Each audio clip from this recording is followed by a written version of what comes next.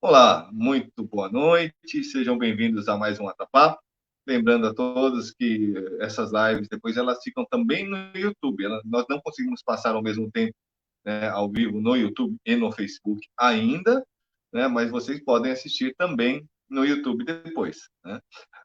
Quero pedir a todos que já estiverem assistindo para estarem compartilhando, chamando os amigos, para a gente ter um bate-papo muito bacana aqui com o companheiro Claudemir, o companheiro Cido Bispo.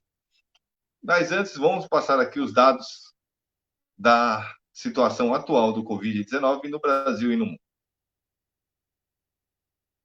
No mundo, são 14.608.517 casos confirmados da Covid-19, com 608.420 mortes. O Brasil tem hoje 2.118.646 casos confirmados da Covid-19, com 80.120 falecimentos causados, né, pela Covid. Lembrando que o Brasil não está testando o suficiente e a possibilidade desses números serem muito maiores, de 7 até 10 vezes maiores, é muito grande. O campeão, por enquanto, ainda é os Estados Unidos, com 3.887.352 casos, 142.956 mortes. Eu falei campeão, né?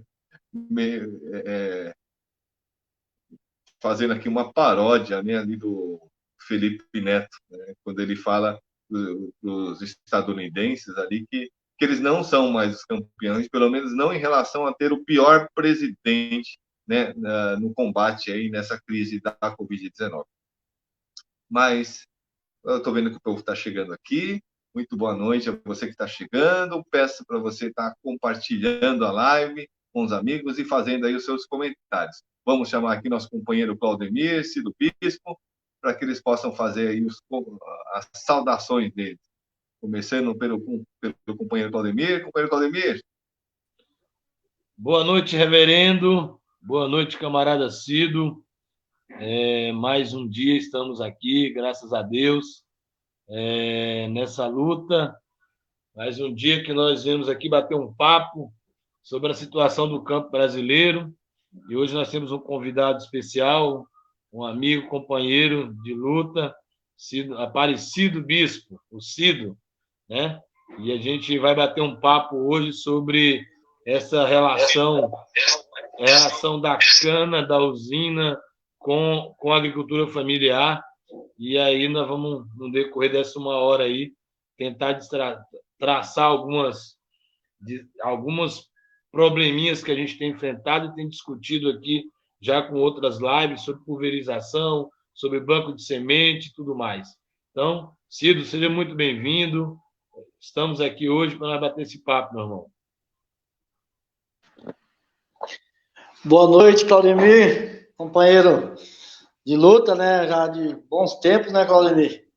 Nessa questão da luta pela terra. Boa noite, Paulo. Um prazer conhecer pessoalmente aí por essa live, né? Espero contribuir, né, nesse debate. Acho que é um debate de extrema importância discutir as questões do agrotóxico, os impactos dele, né, na produção de cana e os impactos que isso causa para os agricultores familiares que estão nesses arredores, né? São Paulo, um grande produtor de cana, né? E nós temos aí muitas famílias, né, agricultores familiares que dependem do seu suor, do seu trabalho, e a gente convive com essa contradição aí já um bom tempo, né? Um prazer a gente debater isso, é importante. E acho que buscar saída para isso é o grande objetivo que nós temos que encontrar. Muito bom, companheiro Cido Bispo.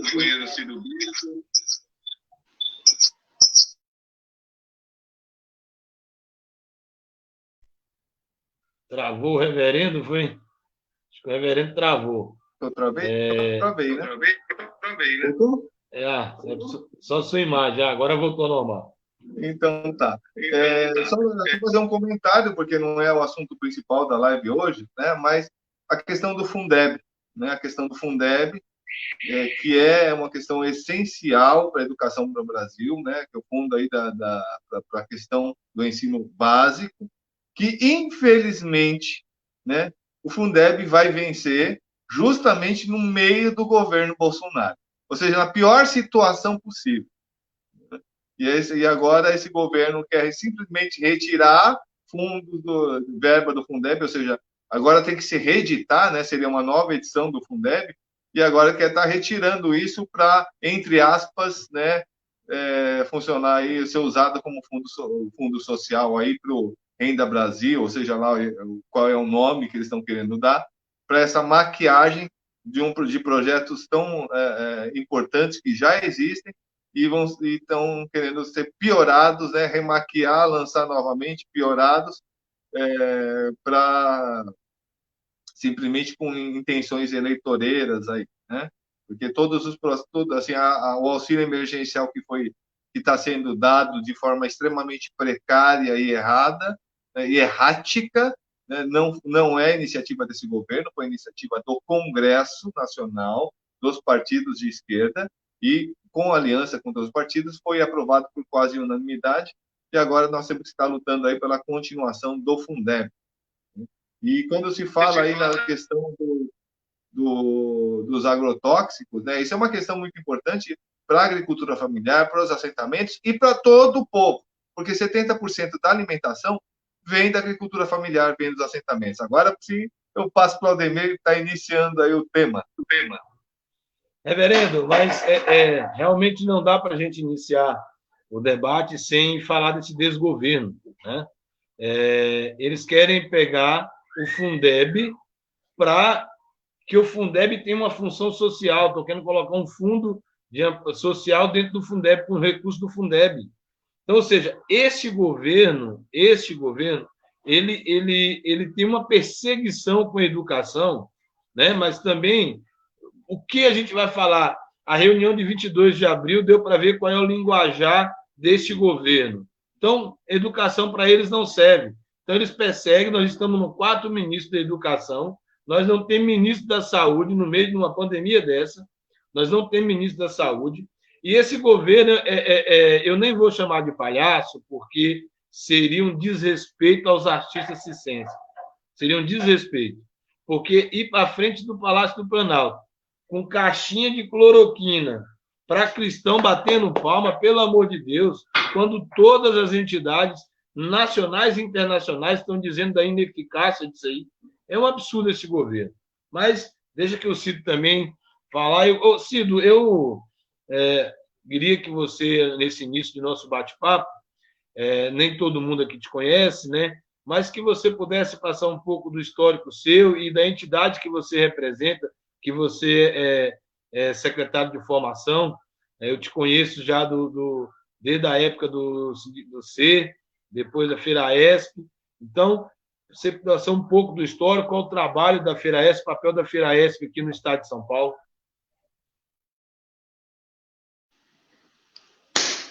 Vamos lá. Eu sou Aparecido Bispo, eu sou nascido em Presidente Venceslau, aí no Pontal do Paranapanema, né? Convivi com as lutas da reforma agrária aí, mas nesse período, assim, nos grandes momentos da luta da reforma agrária, eu estava ali com um facão de cana, cortei muita cana na usina de casa em Presidente Venceslau, junto com o Rubão, né, que você conhece bem, companheiro de luta aí nosso. Né, a minha história do movimento sindical, ela se ingressou juntamente com o Rubão, acho que a gente começou praticamente junto nesse período aí, fizemos grandes debates, grandes greves aí na região de Presidente Prudente, a região ali de Assis, região de Andradina, Araçatuba, bastante, a gente teve bastante conflito na luta, quando teve o trabalho dos migrantes, né, quando os migrantes desceram para essa região, com as usinas descem para a região de Andradina, para conflitar a luta da reforma agrária, que depois de 98, se acirrou bastante na região de Andradina, as usinas descem para aquela região para disputar as terras, e trouxe muito trabalho de migrante, do Piauí, Minas, Bahia, Maranhão, e a situação dos migrantes era de extrema precariedade, em alojamentos extremamente precários, casas montadas, barracões, e a gente fizemos grandes lutas nessa questão dos assalariados rurais, né? Passei por Andradina, hoje eu estou aqui na região de Araraquara, né? Estou aqui cuidando de um sindicato aqui em Boa Esperança do Sul, e hoje eu sou secretário de formação da FERAESP, né? Que é a Federação dos Empregados Rurais Assalariados do Estado de São Paulo. Nós estamos passando, eu posso dizer para você que o movimento sindical rural dos assalariados, ele passa por um momento muito difícil, porque o baque que os sindicatos vêm tomando desde da era, vamos dizer, da era do golpe do Michel Temer, quando ele assume a presidência, que vem com aquela reforma sindical, que tira os direitos dos trabalhadores, eles acabam com o imposto sindical, e depois, em seguida, começam a trabalhar para bloquear qualquer tipo de arrecadação dos sindicatos. Isso deixou os sindicatos muito fragmentados, muito frágeis, né? E, então, nós encontramos um momento muito difícil do movimento sindical. Repensar o movimento sindical brasileiro, né, dos assalariados rurais, mas não só deles, mas de outras categorias, e tentar fazer um trabalho melhor de base, que os sindicatos que estão na base mais diariamente ali, presente na vida dos trabalhadores, conseguem, né, ter uma sobrevida melhor. Né? E também tem um outro problema, né? Os sindicatos que também têm uma boa parceria com os patrões também estão bem, porque o patrão, né, faz a arrecadação, faz o custeio se manter. Então, nós vivemos com a realidade. Os sindicatos mais combativos, eles têm que buscar alternativas para conseguir se manter nesse momento. Né? Então, eu venho nessa história. Repensar o movimento sindical é um momento importante, né, que nós vivemos nesse país. Né? Não só isso, né? Acho que a conjuntura política que o Brasil vive hoje, com a eleição desse presidente fascista de extrema-direita, a realidade da política brasileira precisa ser mudada, repensada, né, para que a gente não venha cair nesse embrolho, nesse erro que nós caímos com essa eleição que ocorreu aí. Né? No processo democrático, nós elegemos um governo fascista, um governo ditador. Se a gente cochilar, eu acho que a ditadura ela eu acho que ela está avante, ela está em posição de andar. Basta ver hoje as matérias que saem nos jornais, o governo se mobilizando para aumentar os salários dos militares. Isso é uma forma de ganhar esse grupo para impor uma ditadura aí num passo aí na frente, tá? Então, nós do movimento sindical estamos muito preocupados com esse momento, né?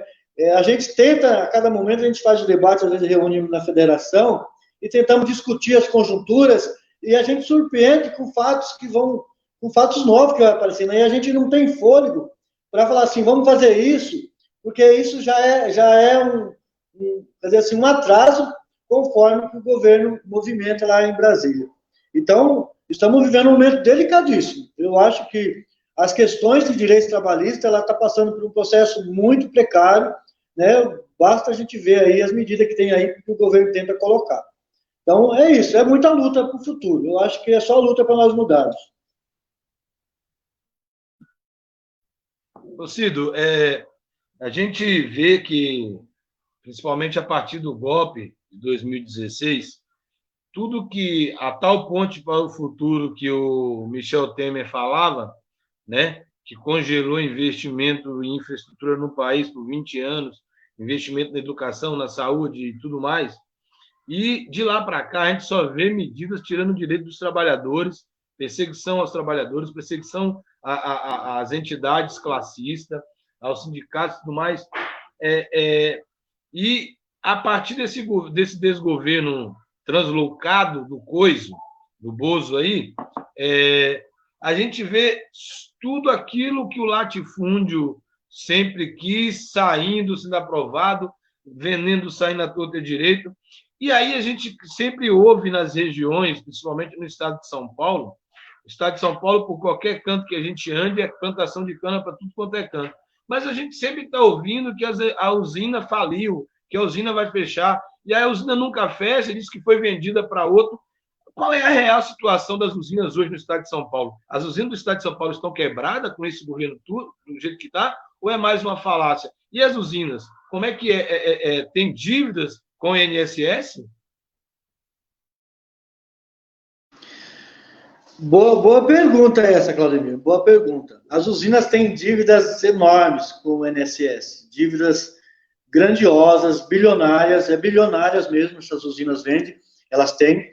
Né? Se a gente pegar essas usinas, elas são passadas de mão em mão, elas são trocadas de CNPJ, elas passam um período, aí elas endividam até quando pode, fundo de garantia, INSS, os impostos do governo mesmo, elas só negam, e aí chega num patamar, elas trocam de dono, muda CNPJ, essas dívidas são jogadas por tapete, com CNPJ novo, elas voltam a pegar financiamento. Eu comecei a cortar cana em 85, Claudemir, lá na Decasa, como você conhece. Essas empresas sempre reclamam que está no vermelho, sempre reclamam. Isso já faz, né, praticamente 30 anos que eu conheço bem esse setor. Eles nunca falam que está bem. Sempre está no vermelho, sempre está ruim.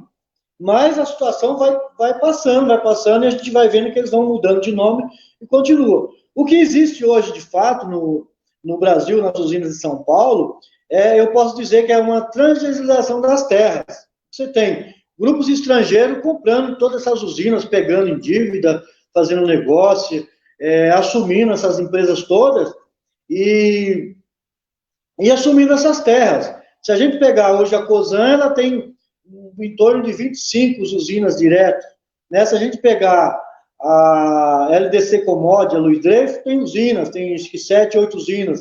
Se a gente pegar o Grupo Guarani, que é da TROs, que é um grupo francês, né? Então, se você pegar aí hoje no Brasil, vou falar do estado de São Paulo, o que se tem é um grupo passando, grupos estrangeiros assumindo, a própria Bunge, que é do grupo chinês, está assumindo.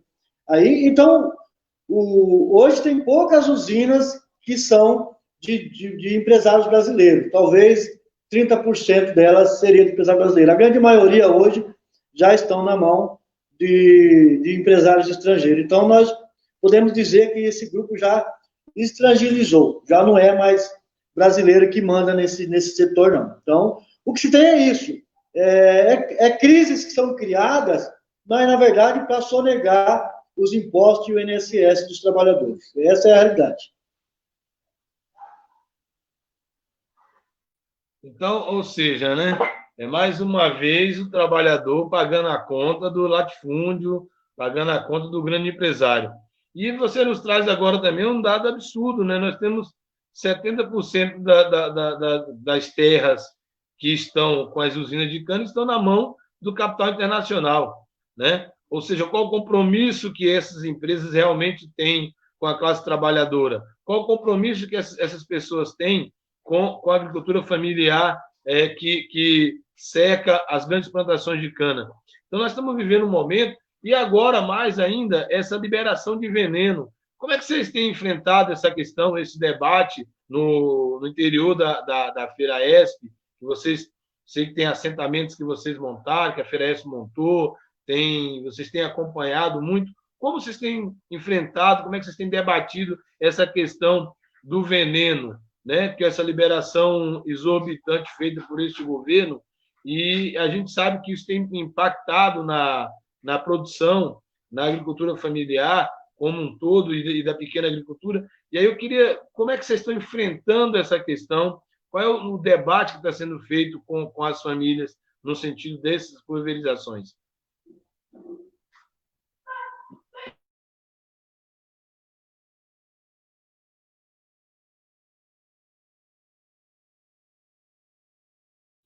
Seu microfone, Cido. Opa, isso. Esqueci aqui de desligar aqui. Então, se você pegar assim, o que vem acontecendo no Brasil as instituições que deveriam defender os direitos dos trabalhadores, as instituições que estariam ligadas na defesa dos agricultores familiares, elas estão se acabando, né? Esse governo inicia quando acaba com o Ministério do Trabalho, ele enfraquece o Ministério Público do Trabalho, quer dizer, os órgãos que deveriam cuidar dos direitos trabalhistas, além de você tirar tudo, você vai eliminando os órgãos, né? Para que eles não fiscalizem. E isso ocorre com o meio ambiente, porque o meio ambiente é um órgão importante para a questão das denúncias, a CETES, da questão do uso do agrotóxico, mas, assim, os trabalhadores não têm acesso, não têm controle a nada disso. O que pode restar para nós? É o Ministério Público Estadual do Meio Ambiente. Isso ainda dá para a gente fazer alguma coisa, assim, muito precário, porque o Ministério Público também está tudo politizado, né? Virou uma politização, e essa politização está ruim, principalmente para quem mais precisa do Estado, né? Porque eles têm uma posição praticamente de direita. Então, o que a gente pede? É para tentar filmar os vídeos, porque, assim, quando esses produtos é passado por avião, né? Nós temos hoje no Brasil, cadastrado no Brasil, em torno de 1.000 aeronaves cadastradas oficialmente para jogar veneno nessas agriculturas aí. Então, nós temos hoje no Brasil cadastrado em torno de 1.000 aeronaves, e segundo alguns estudos, no debate que eu participei aqui na Câmara Municipal de Araraquara, com o vereador Edio Lopes, que é um grande estudioso nesse debate do agrotóxico, 20%, ainda existe 20% de aviões que não são cadastrados, que são irregulares, né? E se nós pegarmos também, com relação ao uso de veneno, o Brasil é o campeão de uso de agrotóxico, né? Assim, ganha de massa na frente. O Brasil, em 7 anos, de 2010 a 2007, aumentou em 50% o consumo de agrotóxicos aqui no país. E se a gente pegar 2019, aonde o governo libera mais de 450 derivados desses produtos, sendo que só 52 é de baixo risco. Esses 398, ele é extremamente nocivo à saúde do trabalhador, extremamente perigoso.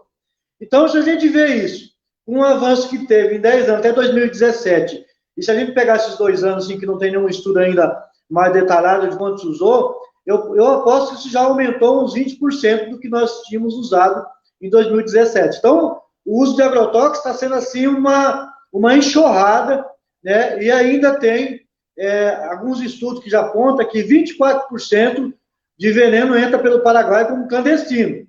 Se nós falarmos das pesquisas, ela aponta o que entra legal, aquilo que você registra, que é registrado. Se a gente pegar o que se usa de agrotóxico e mais esses 24% que já temos sendo jogado aí sem registro, que não tem controle, então é muito maior, né? O estudo aponta que é 24, pode ser que seja mais. Então tem um índice muito alto de veneno jogado aí nas plantações.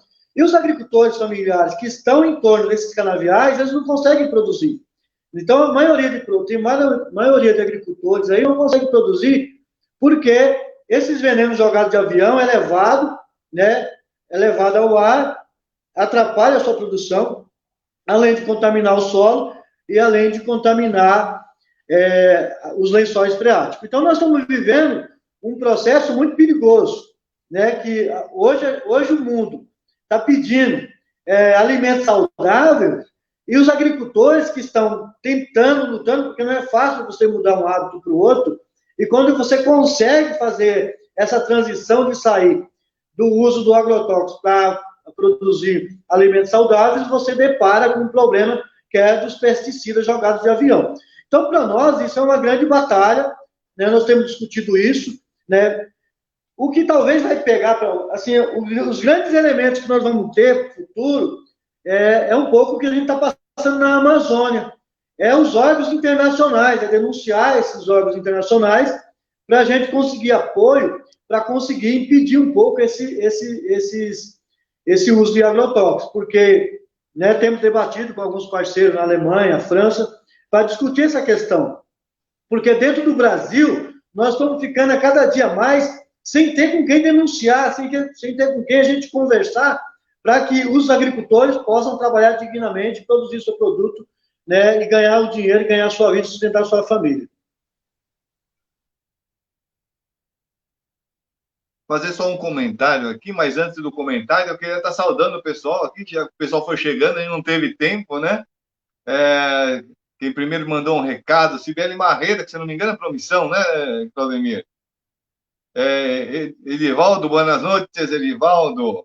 CESP Bandeirantes, que aí o companheiro Claudemir é que sabe os nomes, dando a saudação dele também. Aqui a Iracema Tereza, muito boa noite, Iracema.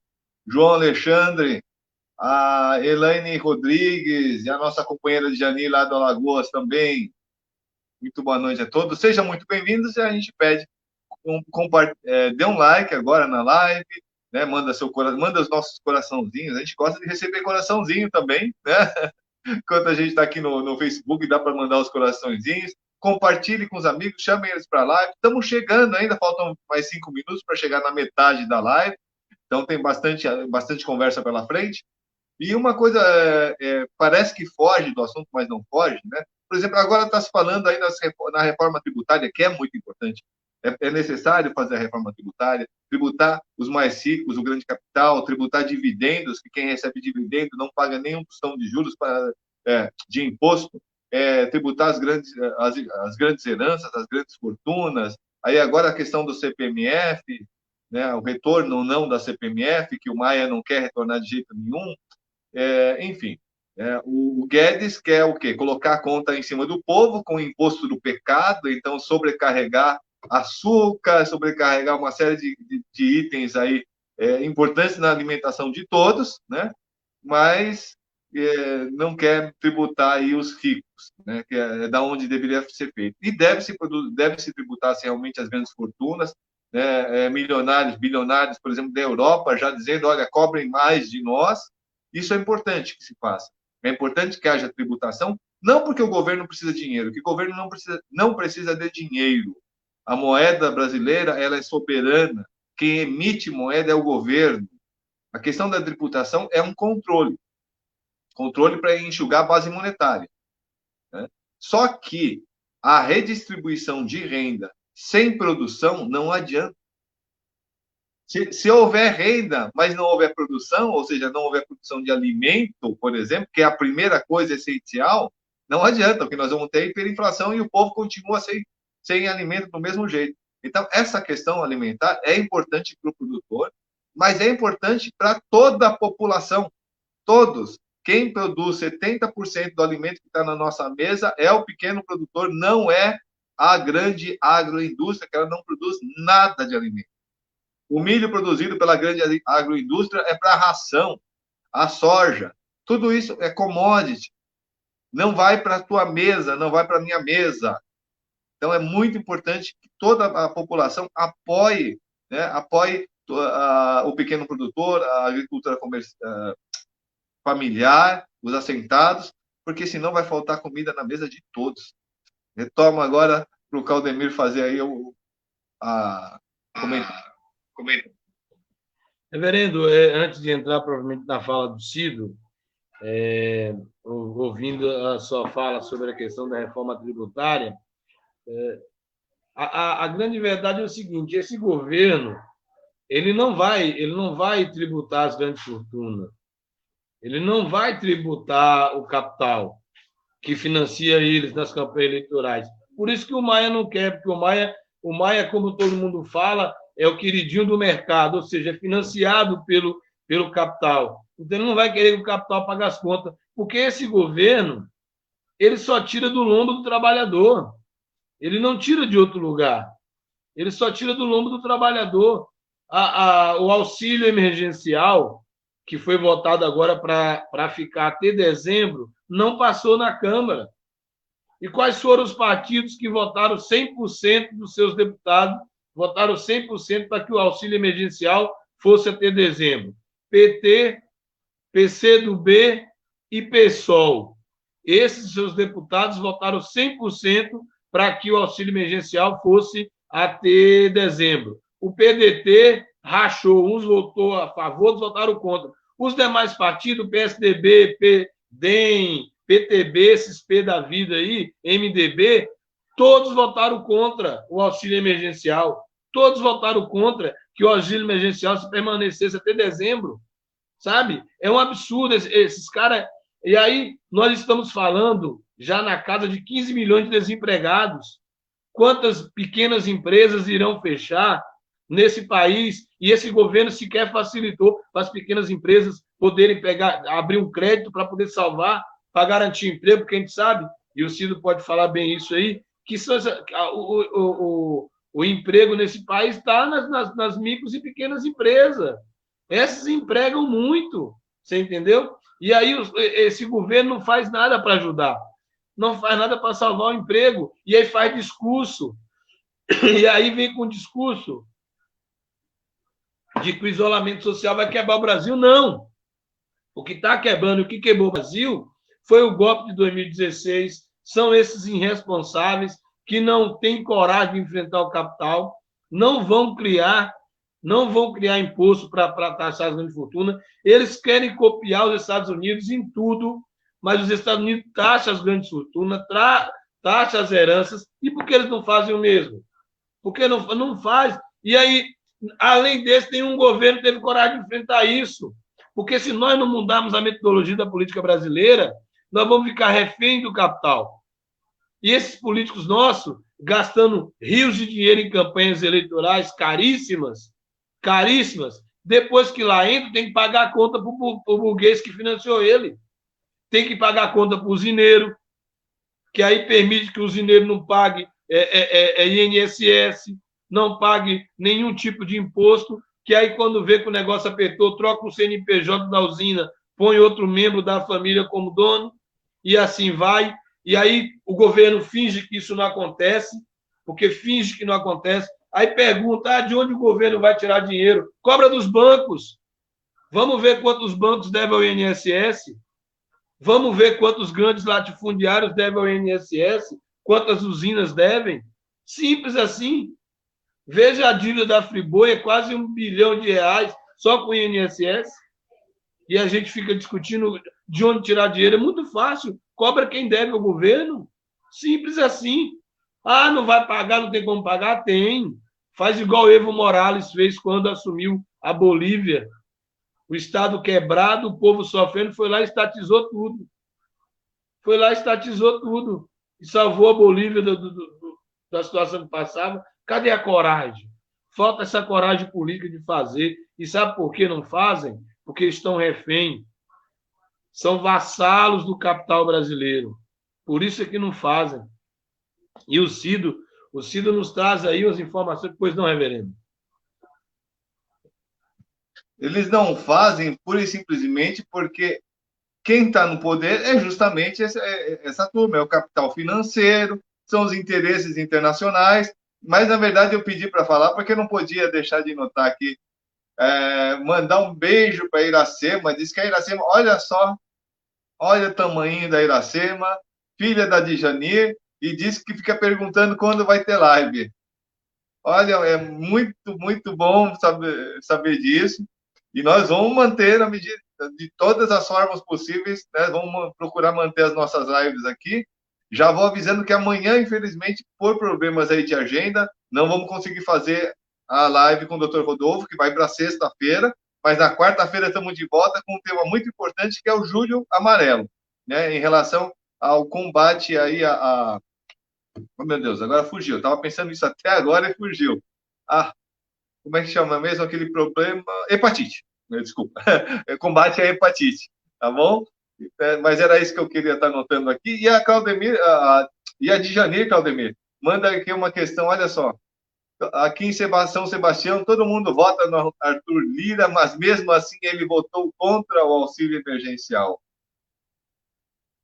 Opa, Adalto Pereira, boa noite. Adalto também chegou aqui. Vamos, continua agora com o companheiro Ciro. Mas então, o Cido trouxe para nós. Eu queria, antes do Cido falar, só passar aqui uma questão. O Cido traz para nós na fala.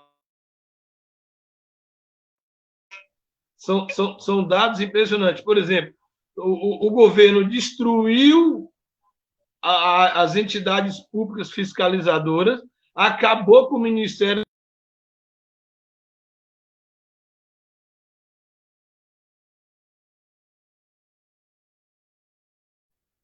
Eu acho que o Claudemir está com problema de conexão, Cido. Você assume esse comentário já? Voltou? Oi. Voltou. Vocês que sumiram e eu fiquei falando.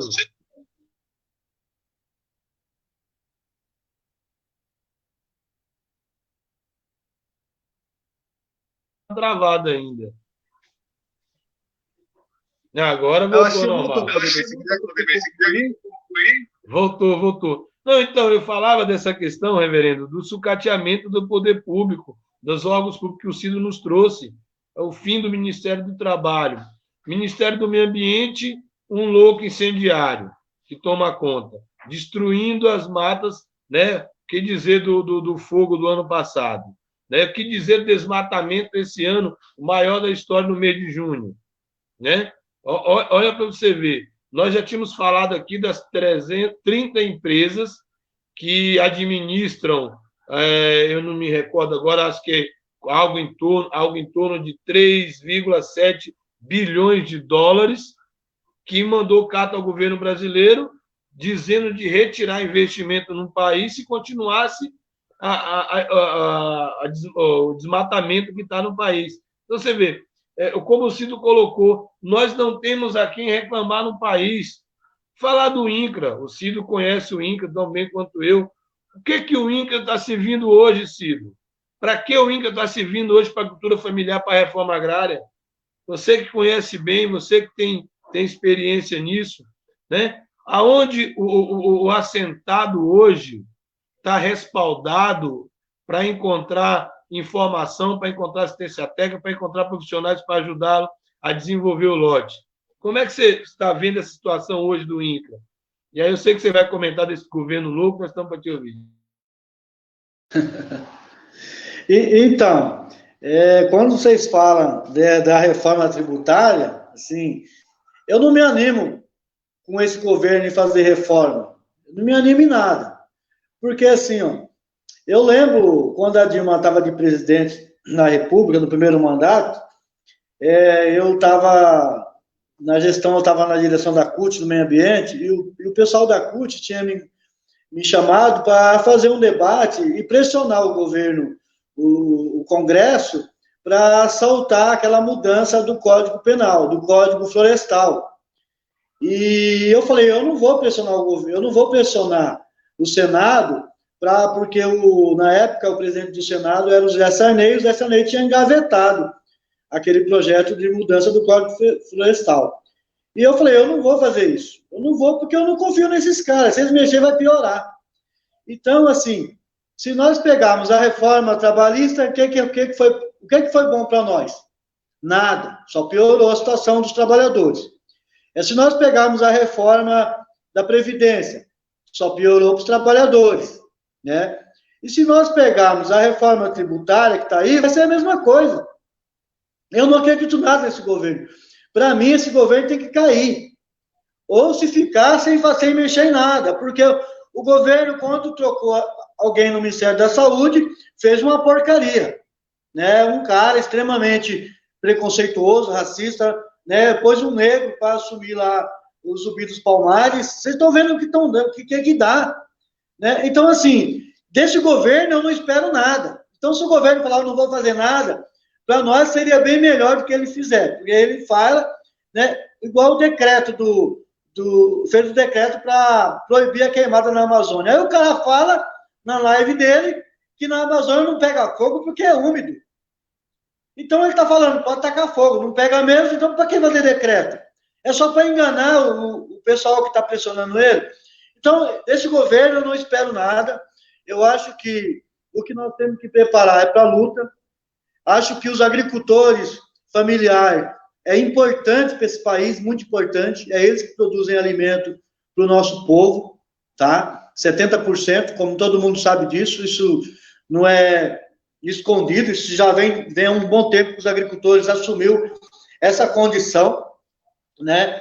E assim, e agora, né, Claudemir, sem INCRA, né? Porque o INCRA está lá, né? Eu conheço o Edson, que está no INCRA em São Paulo, é uma pessoa muito capaz, tem condição de fazer um trabalho, mas infelizmente ele não está com a máquina para fazer. Ele, infelizmente, está ali só para ficar e o governo não vai fazer um processo nem de assistência técnica, ainda dirá a distribuir terra para o povo que está acampado. Então, nós vivemos um momento extremamente perigosíssimo e qualquer coisa que esse governo vai fazer de reforma, gente, é para ferrar os trabalhadores e o povo pobre desse país. Eu não confio em nada desse governo. Para mim, esse governo não merece nosso crédito, não merece qualquer esperança de que ele vai fazer uma coisa boa, porque a cada momento que eu vejo, eu me decepciono ainda mais. Apesar que eu me decepciono porque eu não votei nele. E quando eu pude falar para o povo não votar, eu falei para o povo, mas, infelizmente, as pessoas, né, com seu ódio contra o PT, fez essa cagada aí, que nós vamos pagar um preço muito alto. Eu queria só comentar aqui, né? Vou colocar de novo aqui esse último comentário, mas a Djani fala que o povo lá de São Sebastião vota tudo no Arthur Lira, né? Então que o povo anote muito bem esses nomes que votaram contra o auxílio emergencial, que estão votando contra o povo, porque nas próximas eleições não votem mais nesse sujeito, né? E também agora, nas eleições municipais que se aproximam, né? Vejam aí, vamos banir o bolsonarismo de todas as cidades, não vamos deixar o bolsonarismo crescer, não vamos deixar essa extrema-direita crescer, vamos privilegiar os partidos progressistas, os candidatos progressistas, porque é uma construção que começa agora. Agora, está certo que, se tiver mais 2 anos desse governo, não sei o que sobra do Brasil. De fato, é uma situação bastante complicada. E aqui, o camarada aqui da Bandeirantes, a Frente Nacional de Lutas, comentou. Cadê? Não está aparecendo. Estou com problema na conexão aqui de novo no painel. Grupo Lira com usinas em vários municípios e estados, os maiores empréstimos do BNDES, sempre um empréstimo para cobrir o outro. É bem isso mesmo. É bem isso. É um empréstimo para cobrir o outro, depois deixa o buraco lá no BNDES, e aí esses loucos culpam a Venezuela e Cuba. Gastam 20 milhões para fazer um relatório de 8 páginas para descobrir que não tinha nenhuma irregularidade nos dinheiros que foram para fora, para Cuba e para a Venezuela, e que já foram pagos, que o banco, o BNDES, teve foi lucro, não prejuízo. Então, vai vendo, né? É um governo que precisa criar inimigo, criar o ódio, né? Fazer o quê? Mas, Cido, deixa eu fazer um comentário. A gente está falando dessa questão... Porque é muito importante. Não é só que o dinheiro já foi pago. Foram criados empregos no Brasil. Esses empregos, pessoas foram trabalhar fora, gerou recursos no Brasil e foi se alimentando uma multinacional brasileira ou multinacionais brasileiras que foram trabalhar prestando serviço em outro país. Todo esse recurso volta, e não volta só esse recurso, gera emprego, gera renda, gera tudo dentro do Brasil. Sem contar que esses empréstimos, reverendo, feito para investimento em outras nações, é feito um fundo. Quem pega tem que pagar um tipo de seguro que garante, caso haja qualquer tipo de prejuízo, de dano, esse seguro cobre o BNDES do dinheiro. Então, ou seja, o BNDES não perde em hipótese alguma. Só para lembrando. Mas, Cido, a gente conversando aqui, falando dessa questão da pulverização por aviões, você não dá números alarmantes aí, 1.000 aeronaves registradas, mas tem mais, pelo menos 20% disso aí sem registro. Você nos coloca aí que 24% do veneno que entra no Brasil hoje vem pela ilegalidade, ou seja, o agronegócio patrocinando o crime, né? Porque isso é contrabando, né? Sonegando o país, né? Por mais que nós sejamos contra o veneno, mas mesmo que entrando, ele gera um imposto ao país. Vindo dessa maneira, sonega, o país também não recebe e só recebe o prejuízo que é os venenos que acabam levando as pessoas doentes para o SUS, sobrecarregando o sistema de saúde e obrigando o governo a gastar mais com essas pessoas, né? E muitas delas acabam perdendo sua vida. né? Então, você nos traz essa série de números. E aí a gente continua neste problema, que é os pequenos agricultores, não só os assentados, como a agricultura familiar tradicional, que está sofrendo, perdendo sua produção com esses aviões. Você nos dá o sucateamento de tudo. Então, na sua fala, seria, então, dois caminhos para esses produtores. Um seria se organizar e fazer denúncia no Ministério Público do Trabalho, mesmo ele estando sucateado e politizado, né? Eu não, nem diria politizado, né? Mas ideologizado, né? Eu nem sei se essa é a palavra, ideologizar, né? Um treco desse aí com esses loucos aí da vida. Idiotizado mesmo. Idiotizado, é mais fácil. Então, seria esse um caminho, e o outro seria fazer luta contra as usinas, correto? Isso mesmo. Você teria o mecanismo, né, que é a luta real, né, que eu defendo essa luta real, a organização da sociedade para lutar pelos direitos, porque assim como eles têm direito de plantar cana, eles também têm o direito de respeitar quem está da seca do lado, né? Então, eu acho que cobrar esse direito, os agricultores têm que se reunir para fazer isso, né? Acho que fazer a luta correta para poder dar um basta, né? Isso seria o ideal. Acho que nós precisamos organizar uns povos para lutar. Esse é o grande caminho. O outro caminho que a gente tem é fazer denúncia internacional, porque isso dá alguns resultados positivos se a gente se organizar bem e trabalhar com denúncia internacional. Isso ajuda, né? A gente já conquistou alguns direitos fazendo isso, né? Porque principalmente para a Europa, que o pessoal tem mais, né, sensibilidade a essa questão. A outra que não resta é o Ministério Público Estadual do Estado de São Paulo, né, que tem um órgão específico para a questão do meio ambiente, né, que seria o caminho. Mas nem sempre isso funciona, tá? Essa questão do Ministério Estadual, se você não tiver organizado também, isso também não funciona, tá? Então tem que estar bem organizado, tá, para fazer isso. Então, esses são os caminhos que nós temos, né? Não temos outros caminhos. Mas eu acho assim, nós pecamos muito no passado, acho que os agricultores se relaxaram muito, né, de criar as organizações, de fortalecer as organizações internas, associações, sindicatos de agricultores, organizar cooperativas. Isso é extremamente importante, porque essas ferramentas é que vai ajudar nesse enfrentamento. E a gente vê que muitos assentamentos, eles não conseguiram fazer isso, né? Inclusive para produção e comercialização. Você sabe que isso é uma grande dificuldade. Imagina agora o governo, da forma que está, sem recurso nenhum, né? Muitos assentados estão com as suas DAPs suspensas, né, que o governo suspendeu, e hoje criou uma forma burocrática pior para liberar essas DAPs para os trabalhadores produzir. Então, os agricultores vivem numa situação bem difícil, né? E ainda enfrentar esse grande abuso desse agronegócio não é nada fácil, né? Principalmente nos pequenos municípios onde eles mandam no prefeito, mandam na polícia, né? Então, nós vivemos um momento delicado aqui para poder enfrentar esse setor. Mas eu acho que é importante a gente debater e fortalecer no processo de organização novamente para voltar a lutar.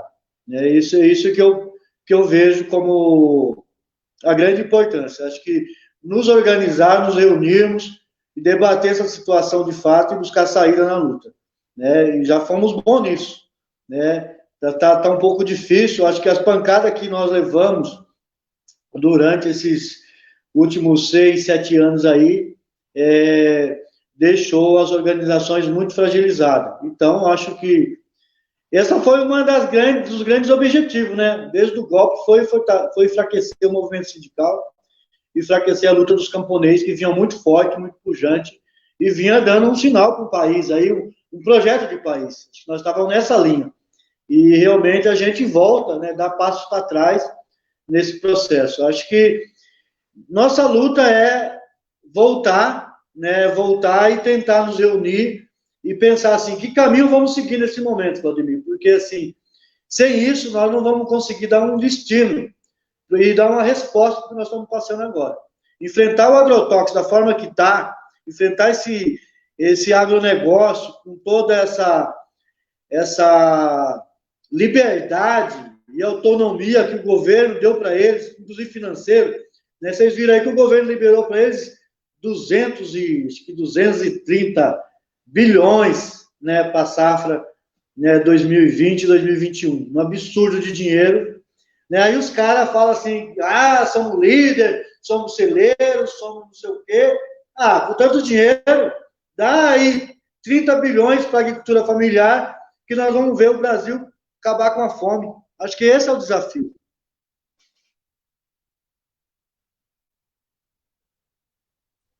Eu vi ali que o companheiro lá da CES Bandeirante, Ademir, perguntou quem é que falou a frase: tudo que eu puder sonegar, eu sonego mesmo. Foi o presidente da República que disse isso. Sim. O atual presidente da República. Esse qualquer negócio aí, como diz um vereador lá da Paraíba, Chico Macena, ele fala que esse aí, quem está na presidência da República, é o Lucifer. Esse aí é o que está no presidente da República.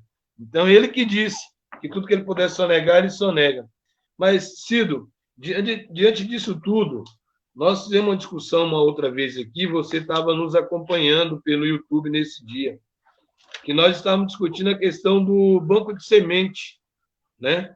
E aí a gente está falando de desmatamento, a gente está falando de poluição das águas, nós estamos falando de veneno sem controle. Como a gente produzir um banco de semente com os transgênicos aí, como é que é possível a gente estar fazendo isso na pequena agricultura, meu camarada?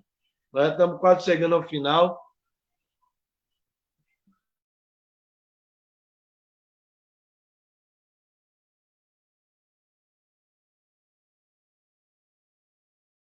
Seu microfone, Cido.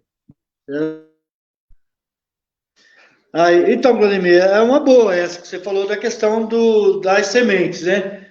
Eu acho que, assim, é necessário os agricultores construir sua autonomia. É necessário. Eu conheço, né, o MST tem um banco de semente grande no Rio Grande do Sul, acho que estão no caminho certo, né, pelo que fizeram com isso. Né? A Feraeste teve um período que trabalhou também a construção de construir um banco de semente de milho, né, o milho Azteca. A gente tentou isso, mas não conseguimos frutificar esse processo. A gente faltou um pouco mais de organização para cuidar do banco de semente, mas eu acho que isso é o grande caminho, né? E assim, nós estamos trabalhando, né, a gente vê cada vez mais a população está pedindo um alimento saudável, né? E assim, como é que você vai produzir alimento saudável se você não produz semente, né? Acaba pegando as sementes aí da Monsanto, né? Sementes da Syngenta, né? Dessas empresas aí que são quem vende também, os grandes vendedores dos venenos, né? Assim, vem com a receita e vem com a doença e com a receita no mesmo tempo. Né? Então, acho que devemos sim construir o banco de semente. Acho que isso tem que ser um debate que tem que estar vivo no seio dos agricultores, né, dos camponeses. É necessário fazer isso. Né? Isso é o que vai dar autonomia. Né? Se nós queremos que o Brasil seja, né, a partir da agricultura familiar, tenha segurança e soberania alimentar, nós também vamos ter que trabalhar para que os camponeses tenham também a segurança e a soberania das sementes crioulas, né? Acho que isso é extremamente necessário nesse momento. Muitas pessoas já estão fazendo isso, e é bom esse debate, essa discussão é boa, porque ela está presente em vários assentamentos já tem várias cooperativas, associações discutindo já, praticando, né, começando, né, com essa ideia, e eu acho que isso é o que vai dar a nossa diferença de projeto do que está sendo lançado aí pelo esse governo aí, pelo esse agronegócio. Então, vamos ser diferentes em tudo, né? Então, acho que o banco de semente é uma necessidade aí presente de extrema importância para o nosso povo. Aliás, nesse sentido, né, quando se fala aí das grandes corporações, né, que detêm a propriedade das sementes, propriedade no sentido que elas que criaram as sementes, então tudo isso passa a ser propriedade dessas empresas, né? A Monsanto, outra que o companheiro falou também, e aí eu vou fazer uma transposição isso, né, para o sentido religioso da coisa, espiritual da coisa. Então, os companheiros, por exemplo, evangélicos, que gostam de tratar muito dessa questão do diabo e tudo mais, então isso é satânico. É a apropriação da criação para o capital, para a morte, né? Porque assim, uma empresa se torna dona da criação, como se não bastasse a terra começar a ser propriedade de corporações, de particulares, ao invés de ser para a vida, né? Para manutenção da vida, também as sementes, também a vida. Daqui a pouco tudo realmente passa a se tornar propriedade das corporações, inclusive nós. Nós passamos a ser propriedade, a nossa vida como um todo. E eles vão dizer, inclusive, quem pode procriar, quem pode viver. Daqui a questão da água já passou. A água já pode se tornar um bem privado. Não se assustem se daqui a algum tempo estivermos pagando conta diária e quem não puder pagar, morre. É bem por aí, reverendo. Você vê, o Cido citou há pouco ali a Fundação Palmares, que o Bolsonaro colocou um negro lá na Fundação Palmares. E a pessoa que está lá na Fundação Palmares hoje, os professores de história, no meu ponto de vista, é a maneira mais prática e materializada de um capitão do mato. Quando um professor de história for falar de capitão do mato, apresenta o cabo da Fundação Palmares hoje, que ali ele e o vereador Holliday de São Paulo é a representação do capitão do mato. Inclusive, o Ciro Gomes até perdeu um processo por Holliday, porque chamou ele de capitão do mato. Se ele me processar porque eu chamei ele de capitão do mato, ele pode até ganhar, você não vai receber, porque eu não tenho como pagar ele, entendeu? Mas Tô junto. Pode me processar também. Capitão do mato. É sim. É capitão do mato. O meu sonho é encontrar ele para falar isso na cara dele. Na hora que tiver encontrar ele, vai ser o capitão do mato. Agora processa, mané, para tu ver. Mas nós já estamos chegando ao final. Eu queria chamar a atenção justamente nas falas do Cido para os companheiros que estão nos assistindo, da importância da unidade, da importância da organização, né, na luta contra o capital. Não tem como um pequeno agricultor enfrentar o latifúndio sozinho. Não adianta, ele não vai ter espaço, porque os órgãos de controle estão na mão desse pessoal. Mas, como o Cido falou, se a gente faz denúncia no Ministério Público do Trabalho, se a gente faz denúncia às entidades internacionais, se cria a união do pequeno produtor que está sofrendo com essa pulverização, prepara documento, aí a gente vai ter efeito, porque tem que dar uma resposta, vai ter que dar uma resposta. E o Cido nos traz isso muito bem. Então, o companheirado que está nos ouvindo, está nos assistindo, precisar de ajuda, procura a gente aqui pelo Atapapo, né? O Cido falou das entidades internacionais fazer denúncia, a gente vê com a Feira ESP, quais são as entidades que pode fazer, vamos denunciar, vamos preparar material, preparar vídeo, preparar material que vocês estão perdendo, para que a gente possa fazer isso. Vamos buscar um caminho, estamos aqui à disposição para isso. Tem várias entidades hoje no Brasil, da classe trabalhadora rural, que pode também contribuir. A gente encontra o pessoal, vamos fazer isso, não tem outra saída, né? Não tem outra se não é isso. Então, Cido, antes que até o reverendo já fale que nós estamos chegando ao final para fazer os agradecimentos, eu olhei a hora aqui agora. Quero te agradecer, meu camarada, por vir aqui hoje, não dar essas informações. Sei que o tempo é curto, o teu conhecimento na área é gigante, você pode contribuir muito com todos nós aqui. Muito obrigado. mais uma vez, por estar aqui com a gente, e dizer para você que o WhatsApp está aberto, que a segunda-feira nós temos aqui esse espaço para estar debatendo o campo. Se quiser debater outros assuntos aqui do campo, pode nos procurar, que a gente está com o espaço aberto para esse debate. Muito obrigado e um forte abraço, camarada. Claudemir, obrigado aí pelo convite. Obrigado pelo convite aí, tá? Eu também estou à disposição aí para contribuir com alguma coisa que for necessário, né? Como você disse, é tanta coisa do agrotóxico que, assim, é até pequeno a gente discutir, né? Mas, assim, é importante que a gente tenha que voltar e continuar debatendo esses assuntos, porque ele é extremamente importante para a vida do povo, né? Reverendo, foi um prazer, né, estar aqui discutindo com você aqui nesse debate aí, tá? E tomara que a gente se vê mais vezes e podemos discutir mais sobre, né, o caminho desse país, né? Que Brasil nós queremos, né? Obrigado aí pela contribuição. Com certeza, companheiro Cido, muito obrigado aí pelo seu tempo, por estar compartilhando seu conhecimento conosco. Agradeço a todos que estiveram nessa live. Peço que continuem divulgando a página do Atapapa aqui no Facebook para os amigos. Hoje eu esqueci, mas geralmente a gente sempre coloca a indicação de um outro canal progressista também, mas vamos estar voltando. E também que se inscrevam lá no canal Atapapa, lá no YouTube.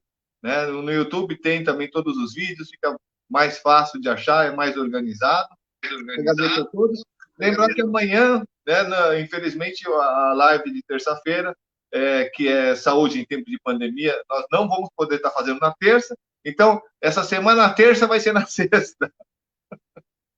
Mas toda segunda-feira, povo do campo, campo do povo, normalmente às terças-feiras, saúde em tempo de pandemia, às quartas-feiras, análise de conjuntura, na quinta-feira, espiritualidade humana, sempre às 20 horas. Muito obrigado a todos, que Deus abençoe. Claudemir, você quer dar mais um recado? Reverendo, é que eu vi que a irmã Jane falou de um link que ela havia me enviado, né? Que é a respeito de uma senhora, eu falei aqui na live, umas 2 lives atrás, uma senhora de 22 anos, que pegou uma doença e está para fazer uma ressonância há 2 anos e não conseguiu marcar ainda. Ela tem quase 4 filhos lá em São Sebastião, lá em Alagoas, e a gente falou sobre ela. Agora eu não tenho os dados aqui, que no dia que nós falamos eu tinha todos os dados, o nome dela, sei que ela tem 22 anos e está para fazer uma ressonância e não consegue fazer, está na fila do SUS há 2 anos. E o médico pediu com urgência essa ressonância para poder ver qual tipo de medicamento, qual tipo de trabalho fazer para que ela volte a andar. Uma mulher de 22 anos na cadeira de roda e descobriu esse problema aos 18 anos, ou seja, está há 4 anos na cadeira de roda. Só isso, reverendo. Meu Deus, eu lembro, sim, você comentou desse assunto, né? Vamos retomando o assunto, e até mandei aqui um companheiro. Vamos trazer também a companheira Jane para ver, dar a bronca dela aqui ao vivo também numa segunda-feira. Né? Muito obrigado a todos, que Deus os abençoe. Até o próximo Atapapa.